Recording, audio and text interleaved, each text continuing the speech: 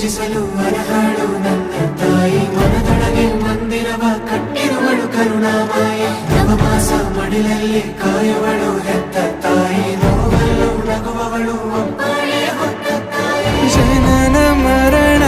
ಜಗದ ಸಂತೆ ಅದಕ್ಕೂ ಮೀರಿನಿ ಬೆಳೆದು ನಿಂತೆ ಕರುಣೆ ಸಹನೆಯ ಮೂರ್ತಿಯಂತೆ ದೇವರಿಗೂ